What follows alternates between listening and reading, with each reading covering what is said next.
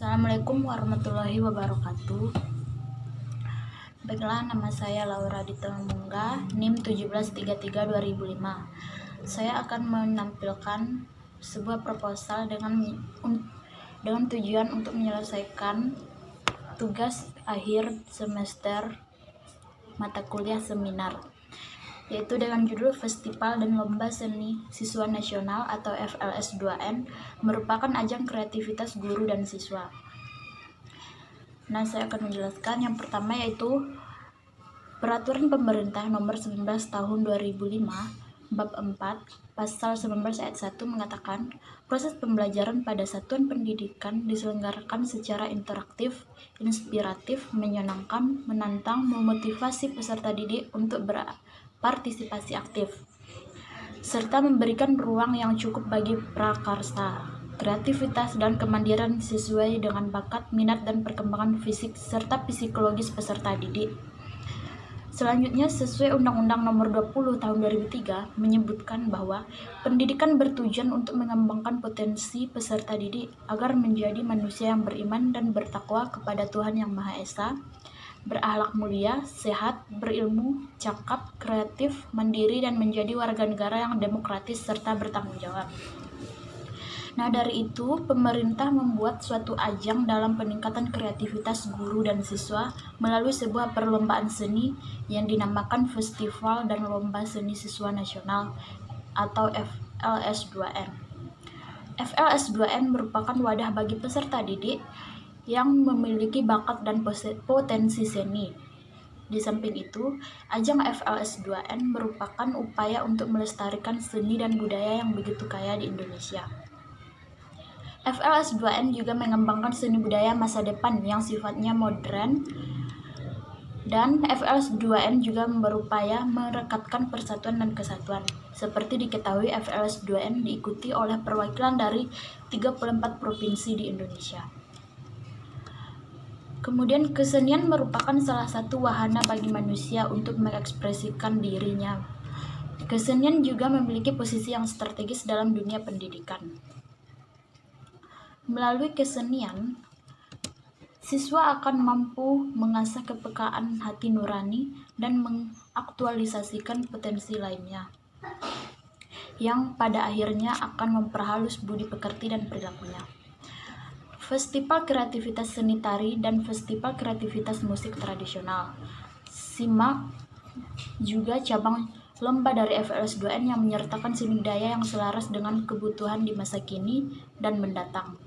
FLS2N merupakan wahana untuk keterampilan bidang seni bagi siswa-siswi yang perwakilan dari seluruh Indonesia. Dengan seni akan mengungkapkan beragam rasa, karsa, naluri pikiran yang semuanya berpusat pada nilai estetis. Cipta dalam seni mengungkapkan keterpaduan inovasi dan ungkapan atau rasa yang sangat dalam.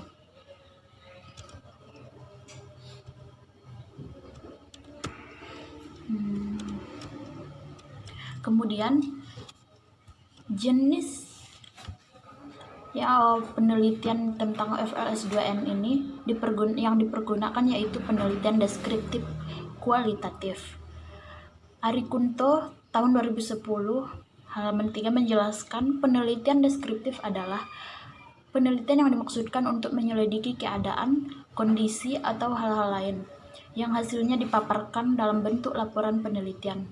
Sejalan dengan hal tersebut, penelitian deskriptif atau descriptive research adalah penelitian yang dilakukan untuk menggambarkan atau menjelaskan secara sistematis, faktual, dan akurat mengenai fakta dan sifat populasi tertentu.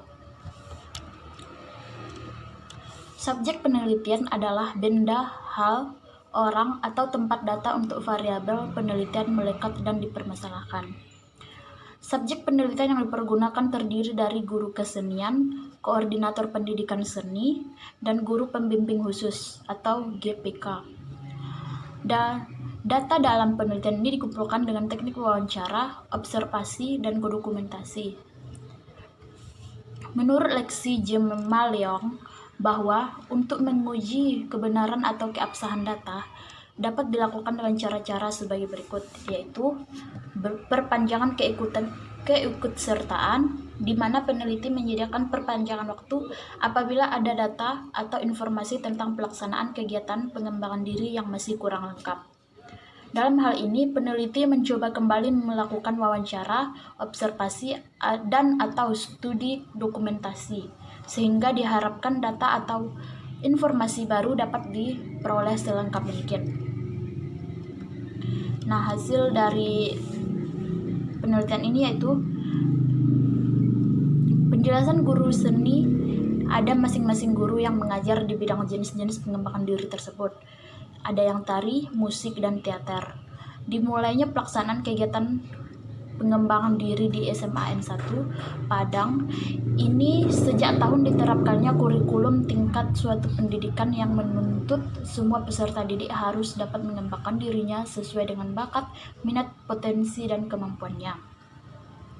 Hal yang melatar belakangi terlaksananya kegiatan pengembangan diri di sekolah ini yaitu output yang diharapkan dari luar sekolah, serta tuntutan sumber daya manusia yang semakin maju dan juga tuntutan zaman semakin berkembang, serta tuntutan masa depan nantinya, karena hal ini berhubungan dengan soft skill yang ada pada diri siswa yang harus diasah dan dilatih sejak dini agar dapat terkembangnya secara optimal. Nah, tujuan pelaksanaan kegiatan pengembangan diri pada dasarnya belum tercapai dengan maksimal karena masih dalam proses dan juga jadwal pelaksanaannya yang minim, serta terkadang tidak terlaksana sesuai jadwal yang ditentukan, membuat potensi yang dimiliki oleh peserta didik kurang terkoordinasi dengan baik. Kegiatan pengembangan diri terbagi atas dua bagian, yaitu kelompok dan individual, yang mana seluruhnya dibimbing dan dilatih oleh guru-guru yang telah ditunjuk sesuai dengan kemampuan guru membimbing siswa tersebut. Nah, untuk pembahasannya, timbulnya inovasi dan kreativitas guru dalam pendidikan disebabkan oleh adanya persoalan dan tantangan yang perlu dipecahkan dengan pemikiran baru yang mendalam dan progresif. Inovasi pendidikan merupakan upaya dasar untuk memperbaiki aspek-aspek pendidikan agar lebih efektif dan efisien. Guru sebagai pendorong kreativitas menjadi hal yang sangat penting dalam pembelajaran. Guru dituntut untuk mendemonstrasikan dan menunjukkan proses kreativitas. Kreativitas merupakan sesuatu yang bersifat universal dan merupakan ciri aspek dunia kehidupan di sekitar kita. Kreativitas ditandai oleh adanya kegiatan menciptakan sesuatu yang sebelumnya tidak ada dan tidak dilakukan oleh seseorang, atau adanya kecenderungan untuk menciptakan sesuatu. Sebagai guru yang kreatif, ia menyadari bahwa kreativitas merupakan hal yang universal karena semua kegiatan ditopang, dibimbing, dan dibangkitkan oleh kesadaran itu. Guru adalah seorang kreator dan motivator yang berada dalam pusat proses pendidikan. Kreativitas guru menunjukkan bahwa apa yang dikerjakan oleh guru sekarang lebih baik dari yang telah dikerjakan sebelumnya, dan apa yang dikerjakan guru di masa mendatang lebih baik dari sekarang. Sekolah ini menggunakan kurikulum KTSP yang dijadikan acuan oleh pihak sekolah untuk pembelajaran. Kegiatan pengembangan diri di sekolah ini dibagi atas dua, yaitu kegiatan secara berkelompok dan individual. Kegiatan yang dilakukan secara berkelompok jenis-jenisnya adalah tari massal, paduan suara, musik tradisional, band.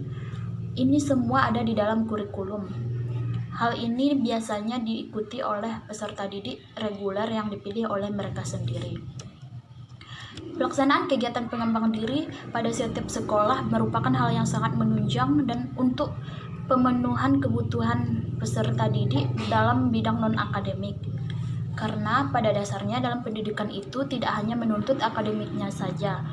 Diadakannya kegiatan ini harapannya dapat menggali kemampuan setiap peserta didik dan agar mereka mampu bersaing dengan sekolah lainnya dalam acara perlombaan yang setiap tahunnya selalu diadakan oleh pihak-pihak terkait dalam pendidikan untuk menimbulkan rasa solidaritas serta melihat potensi setiap sekolah. FLS2N prestasi demi prestasi siswa SMA M1 Padang seperti festival dan lomba seni siswa nasional, tari tradisional, solo song, paduan suara, dan lain-lain.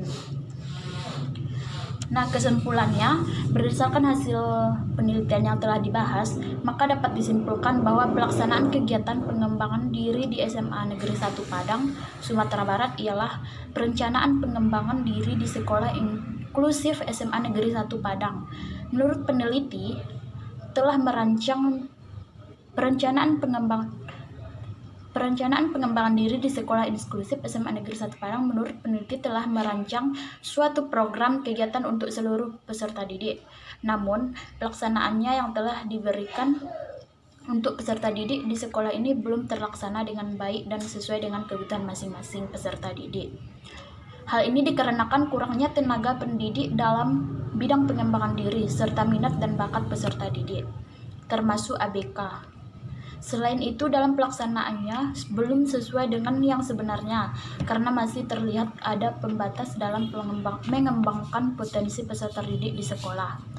Selain itu, jam penerapannya juga kurang efektif sehingga tidak terlaksana dengan baik dan potensi peserta didik kurang terasah dengan optimal. Nah, sarannya untuk mencapai tujuan yang diharapkan, hendaknya kepada kepala sekolah dapat lebih tegas dan tangkap terhadap kendala dan masalah yang dihadapi serta cepat mencari solusi bagaimana menyelesaikan kendala yang ada agar pelaksanaan kegiatan pengembangan diri di sekolah ini agar merata pengembangan bakat dan minat peserta didik dengan berbagai macam karakter serta menunjukkan perkembangan yang lebih baik. Dan sebagai sekolah harus menyediakan guru khusus untuk membantu peserta didik dalam aktivitas yang dilakukan di sekolah. Bagi guru yang mengajar di kegiatan ekstrakurikuler lebih meningkatkan, terbuka dan menjalin kerjasama dengan guru bidang studi maupun orang tua juga mengenai informasi tentang peserta didik, terutama peserta didik berkebutuhan khusus yang ada di sekolah. Nah, sekian penjelasan dari saya. Assalamualaikum warahmatullahi wabarakatuh.